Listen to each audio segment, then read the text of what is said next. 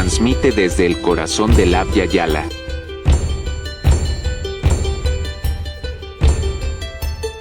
Comunisur. Comunisur.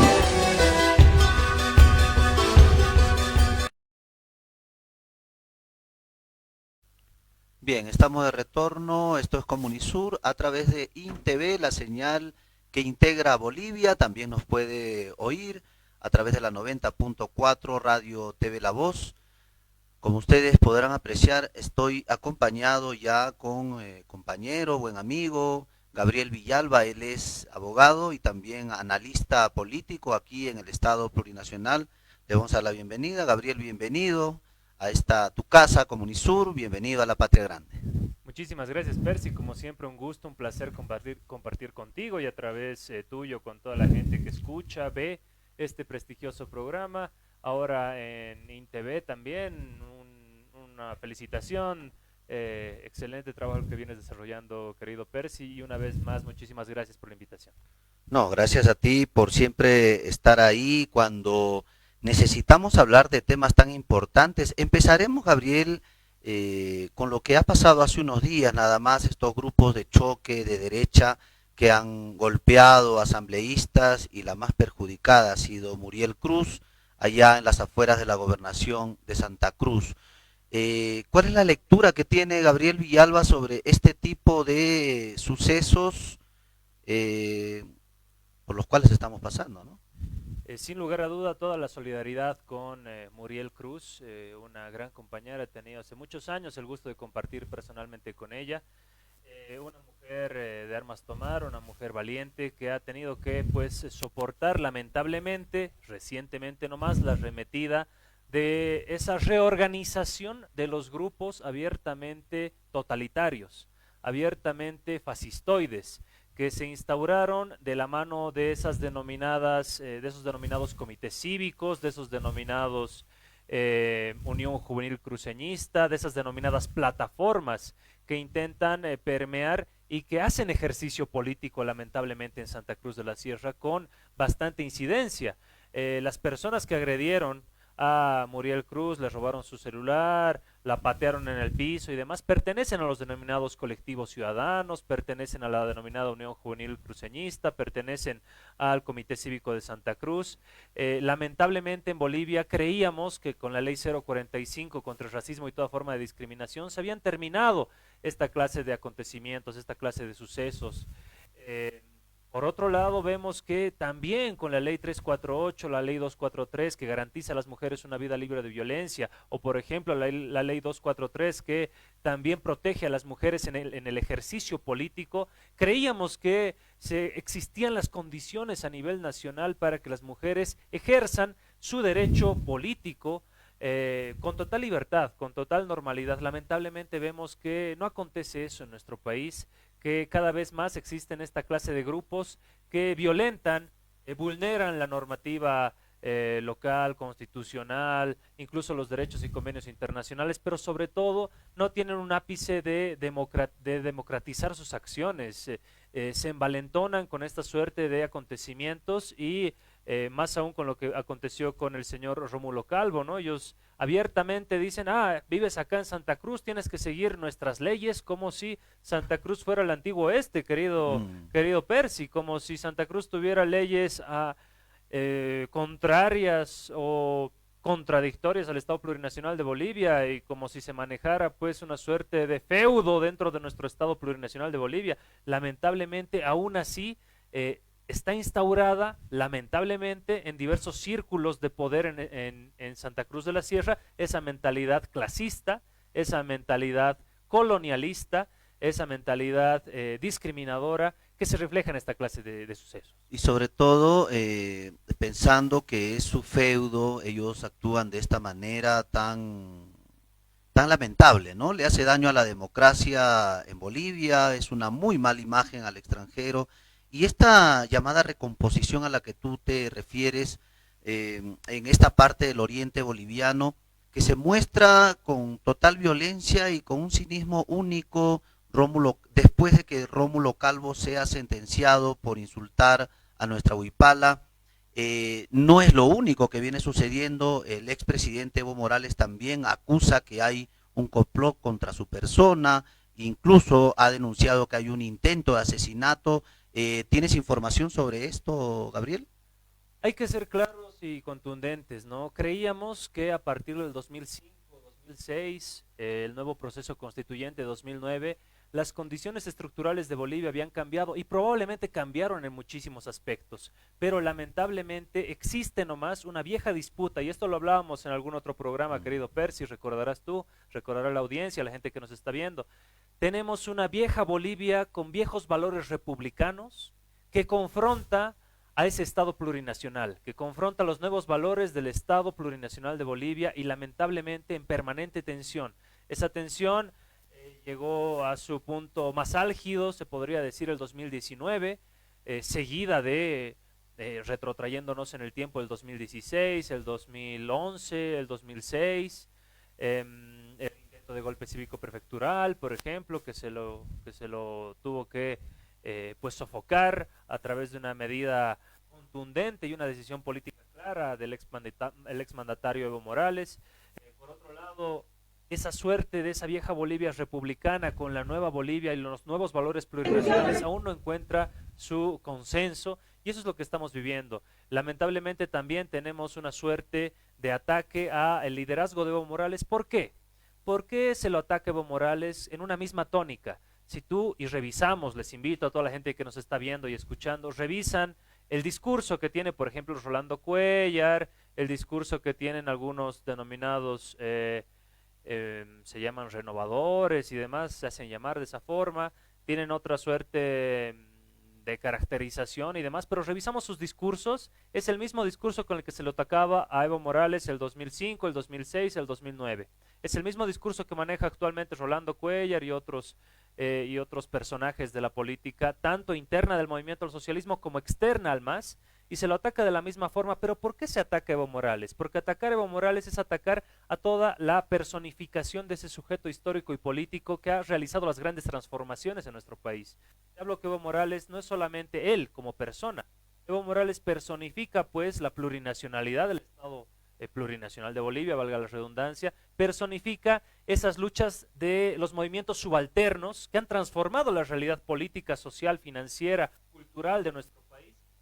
Me atrevería a decir, la guerra del agua, el 2000, la guerra del gas, el 2003, posteriormente el proceso constituyente de 2009, pasando por el 2005, 2006 y los 14 años de gobierno del movimiento al socialismo, ¿no? Entonces, un ataque a la figura de Evo Morales, a la persona de Evo Morales, cualquier ataque en todo caso, viene a ser un ataque a todo el movimiento popular, a todo el movimiento humilde, campesino, trabajador, proletario, que ha encumbrado un proceso de transformación social como ha sido el movimiento al socialismo en sus diferentes administraciones a lo largo de 2005 para adelante.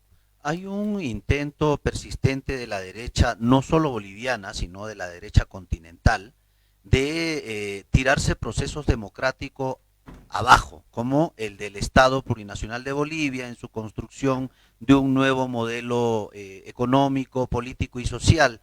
En ese contexto latinoamericano, Gabriel, situaciones parecidas se han dado en países vecinos. Por ejemplo, Colombia, que hace unos días nada más viene siendo amenazado por los militares de siempre al servicio del imperio, amenazando dar un golpe de Estado contra el presidente Gustavo Petro.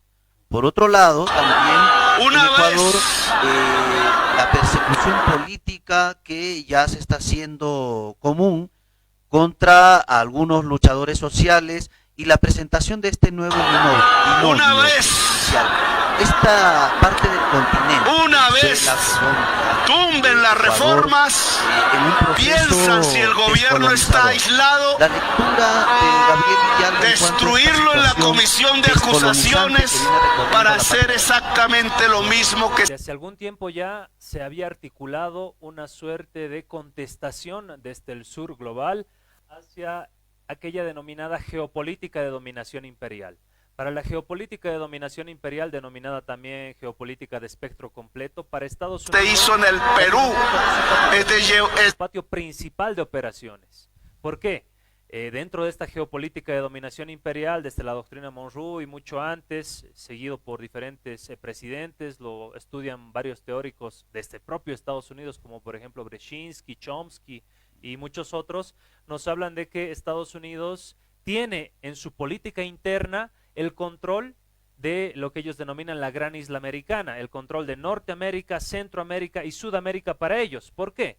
Porque este territorio, esa denominada Gran Isla Americana, tiene pues tierras raras, muy apetecible para las nuevas tecnologías de industrialización global, tiene pues el mayor reservorio de litio del mundo, el Triángulo del Litio, tiene pues el mayor reservorio de agua dulce del planeta, tiene también en la cuenca del Amazonas el mayor reservorio de biodiversidad del planeta. Entonces no es para nada casual que Estados Unidos ejerza a través de sus lacayos locales, operadores políticos locales en los países latinoamericanos, esta suerte de imposición de una sola visión política, de una sola visión de estructuración de lo que debe ser la política latinoamericana hacia Estados Unidos, como nos han inculcado durante muchos años desde el Consenso de Washington, desde el Plan Cóndor, esa sumisión total de los gobiernos latinoamericanos hacia los dictámenes de Estados Unidos, ¿no? Creo que con el paso del tiempo, Lula, los Kirchner, Evo, Correa, han sabido pararse de tú a tú contra ese gran imperio norteamericano, hoy en decadencia, y pues generar condiciones de integración regional. Un ámbito es la CELAC, RUNASUR, que frente de tú a tú a este gran hegemón Norteamérica en actual decadencia. Es fundamental entender ello. Por eso apenas ganó Luis Ignacio Lula da Silva las elecciones en Brasil, después de haberlo encarcelado, acusándolo, falsas acusaciones, salió de la cárcel, cumplió una condena, la justicia le dio la razón, ganó en las elecciones, inmediatamente estos grupos abiertamente fascistas, nazismo si se quiere bolsonarista, ha tratado de pues tomar las instalaciones del gobierno brasilero. En Perú cerraron el Congreso, pero de la mano de una deposición, y esto hay que decirlo claramente, al presidente electo, el profesor Castillo. ¿Por qué? Porque justamente se buscaba una figura desde que asumió Pedro Castillo la conducción del Perú, de decir, este profesor rural no nos va a mandar aquí, a nosotros, a las oligarquías limeñas, a esa denominada Real Audiencia de Lima, ¿no? No nos van a venir a dominar acá estos profesores rurales. Existe una suerte de división muy marcada en el Perú, tú lo conoces mejor que yo, Percy, ¿no? Entre todo lo que es el centro limeño, de lo que es la periferia o el verdadero Perú profundo, Cusco, Puno y todo lo que podemos denominar el verdadero y real Perú, que es más allá de su capital Lima estrictamente, ¿no? Lo mismo pasa en Ecuador, lo mismo pasa en Colombia. Colombia, un hecho particular, es el país latinoamericano con la mayor cantidad de bases norteamericanas en su continente. Petro trató a través de una política internacional soberana, decir, a ver señores, nosotros acá vamos a dominar primero nuestro territorio con soberanía, y eso tiene que ver la expulsión de bases militares. Ese es el principal fundamento para que le intenten hacer este golpe a Petro, querido Percy. Estados Unidos no va a perder un enclave fundamental que tiene en todo lo que es Colombia. Es el país latinoamericano, lo vuelvo a decir, con mayor cantidad de bases norteamericanas en el continente. Y por supuesto que los intereses geopolíticos estratégicos de Estados Unidos están puestos en determinado momento. Recordarás aquel triángulo del Pacífico, Chile, Perú y Colombia, ¿no? Poco a poco ese su triángulo de dominación se ha ido desestructurando. Primero con Perú y Castillo. Segundo, con Boric en mediana magnitud. Hablo de los primeros inicios de Boric, hoy ya no, ¿no? Es otra cosa totalmente degenerada. Pero también con Petro. Imagínate lo que ha sido para Estados Unidos perder el control de ese triángulo de dominación en el Pacífico, ¿no? Por otro lado tienes a México, Argentina, Brasil, sin lugar a dudas una preocupación constante el continente latinoamericano para Estados Unidos dentro de los intereses que tiene, además en esta disputa financiera, económica e incluso cultural que tiene con China. Ahora, en este espacio de lucha por descolonizar el territorio latinoamericano y lo que ya has nombrado, Brasil, Colombia, Chile, hay un nuevo actor en esta parte del continente que es Lula da Silva. Él ha acogido una cumbre de presidentes en los cuales han acelerado el paso, se podría decir, para cerrarles el camino a la incursión norteamericana. Por ese lado en Brasil, por el lado de Perú, Dina Boluarte, gobernadora de facto de Perú, ingresa tropas, autorizan para ingreso de tropas norteamericanas. Se pone en un contexto guerrerista nuestro continente, es una desesperación de Estados Unidos en este proceso de desdolarización, de descolonización de nuestro continente. ¿Se podría decir que estamos en un escenario de guerra?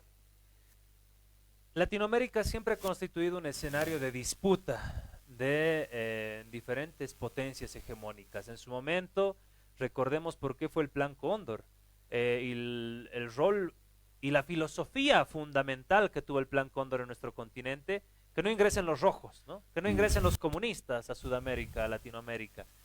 Esa lógica, si tú analizas, querido Percy, lamentablemente se sigue reproduciendo en Chile, en Perú, ¿no? De hecho, ¿cómo lo atacaron a Castillo antes de su campaña presidencial? ¿No? El comunismo va a volver a tomar Perú. Lo mismo dijeron en Chile.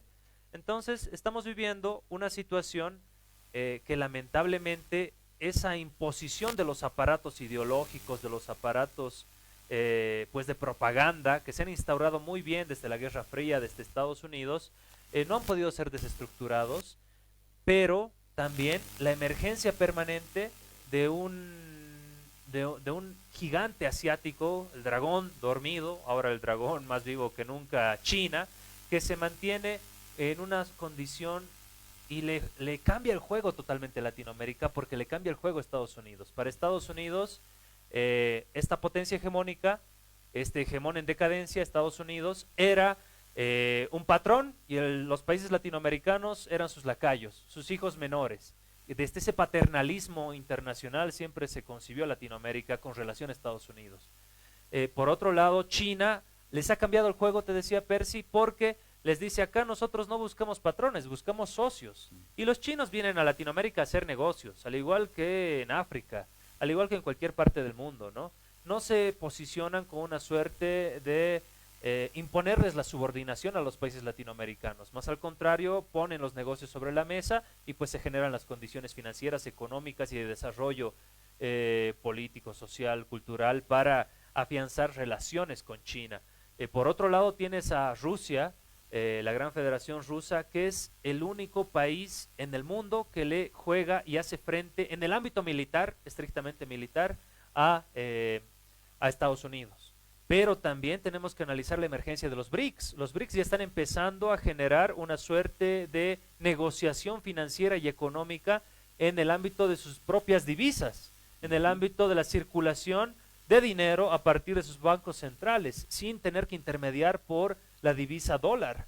Esto, sin lugar a dudas, constituye un nuevo escenario económico, un nuevo escenario financiero a escala global, en la cual, creo yo, Latinoamérica y China se están empezando a acostumbrar, a saber jugar dentro de estas crisis. Y por otro lado, Estados Unidos cae en picada. Recientemente 5 de sus más importantes bancos también quebraron, ¿no? En la crisis del 2009, Estados Unidos, al igual que en el crack del 29, tuvo que generar el rescate de sus bancos a través de su tesoro, sus reservas federales, ¿no? Y este nuevo actor, Gabriel, que ahora justamente se anuncia la llegada del presidente de la República Islámica de Irán, Ibrahim Raisi, que ha llegado ya a Venezuela, se están activando algunas fábricas nuevamente, según tenemos conocimiento. Irán, en el papel libertador, vamos a decir, ¿no? De soporte, es el capitalismo versus un nuevo proceso de integración continental. Irán y su papel y su aporte descolonizador en el continente, Gabriel. Sin lugar a dudas, Irán ha sido a nivel global un eje articulador de ese antiimperialismo, y hay que ser claros en ello. Estados Unidos invadió Irak, saqueó sus reservas de oro, de petróleo, impuso un gobierno títere en la región. Afganistán, sin ir muy lejos en el tiempo, también sufrió los embates de Estados Unidos. Siria, sin ir muy lejos, sufre actualmente los embates de Estados Unidos. En la misma región árabe tienes a Palestina, cuyo territorio ha sido reducido a su más mínima expresión a partir del apoyo en el ámbito económico, financiero y militar que le da Estados Unidos a Israel.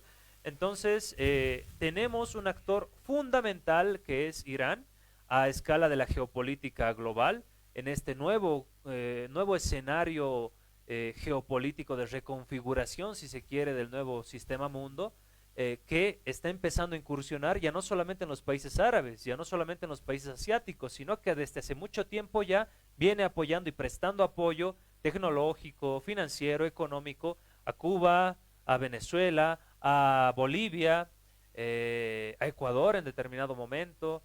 Creo que hay que saber aprovechar las nuevas emergencias de los actores internacionales. Y un actor internacional preponderante desde hace muchos años ya se ha constituido Irán y viene replicando ello en sus últimas visitas a Latinoamérica. Lo importante es que, así como lo has dicho, ¿no? Estados Unidos, tal cual una peste, se ha ido propagando por diferentes países, donde pone la bota, hay incendio, hay deforestación, hay extractivismo, todo lo peor para la población donde va. Lo hicieron en Medio Oriente, lo han hecho en África, donde va Estados Unidos acompañado del sionismo israelí, malogra todo.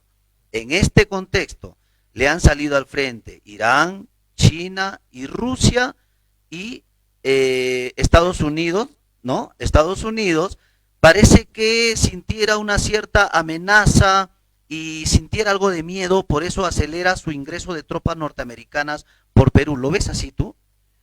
Sin lugar a dudas, Perú ha constituido durante muchísimos años, Percy, tiene una muy larga tradición de relación muy estrecha con el gobierno norteamericano. Desde tiempos dictatoriales, desde tiempos, si se quiere, entre comillas, democráticos para el pueblo peruano, siempre se tuvo una relación muy estrecha. Ese triángulo del Pacífico que te decía hace un momento, si nosotros analizamos la relación de la política internacional norteamericana con relación a Colombia, Chile y Perú, nos vamos a dar cuenta que siempre ha tenido el control de esos gobiernos. ¿Qué ha cambiado?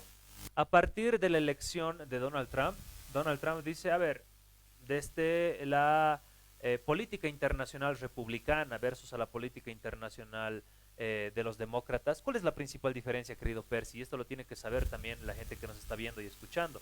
Los demócratas no sueltan para nada Latinoamérica. Es fundamental para ellos la geopolítica de ese control imperial de todo lo que hemos denominado la gran isla americana. En cambio, los republicanos tienen una visión mucho más hacia Oriente Medio, hacia el petróleo de los países árabes. Eso es lo que ha pasado en el último mandato de Donald Trump. Donald Trump, con la política internacional republicana, ha sabido enfocarse mucho más hacia Oriente Medio, hacia los países asiáticos, y se ha olvidado de Latinoamérica. Y en ese olvido que ha tenido Estados Unidos de Latinoamérica es que han emergido nuevos procesos revolucionarios, contestatarios, antiimperialistas, el caso de Colombia, Chile, Perú, Ecuador. Nuevamente Estados Unidos, con el anciano de Biden, vuelve a tomar los ejes del hilo de su política internacional del Partido Demócrata, y pues nuevamente se posiciona, pone los ojos en todo lo que es la región de Latinoamérica, y por eso tenemos estas grandes disputas, incluso de intervenciones militares. No es para nada casual, querido Percy, que Dina Boluarte haya sido puesta ahí, y los primeros en reaccionar validando el gobierno de Dina Boluarte haya sido mediante un pronunciamiento de la embajada norteamericana, ¿no? Y poco tiempo después son los norteamericanos los que posicionan sus tropas militares vía el visto bueno de Dina Boluarte. Entonces nada es casualidad en política, nada es casualidad, mucho menos en política internacional. Creo que la tenemos bastante clara y vivimos un escenario de pues recomposición, pero también de disputa frontal entre estos ejes, si se puede decir, progresistas globales, China, Irán, Rusia, versus aquel águila calva en decadencia. La política internacional de Estados Unidos está en decadencia, y cuando más está en peligro, pues la bestia más peligrosa es. Mientras la bestia está más amenazada, más peligrosa es lo que está pasando con Estados Unidos. Gabriel, como siempre es un gusto tenerte con nosotros en Comunisur. Lastimosamente el tiempo en televisión es muy fatal. Necesitamos tus palabras, tu mensaje final por este momento para los compañeros y compañeras que nos están sintonizando a través de las redes sociales. Tus palabras finales, Gabriel Villalba.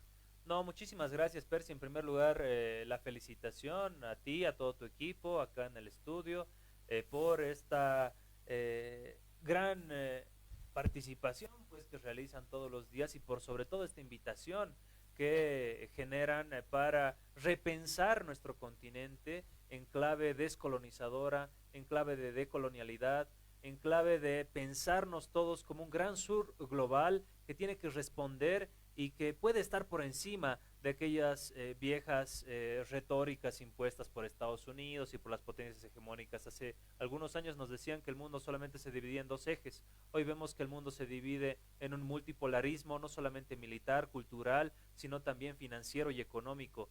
Creo que Latinoamérica se constituye como un actor preponderante en este nuevo mundo que se está reconfigurando. Muchísimas gracias, Gabriel Villalba, abogado, analista político aquí en el Estado Plurinacional de Bolivia. Yo soy Percy Catari, nos vamos a despedir hasta el momento que sea necesario con un Jayaya Latinoamérica. Chau. Transmite desde el corazón del Abya Yala.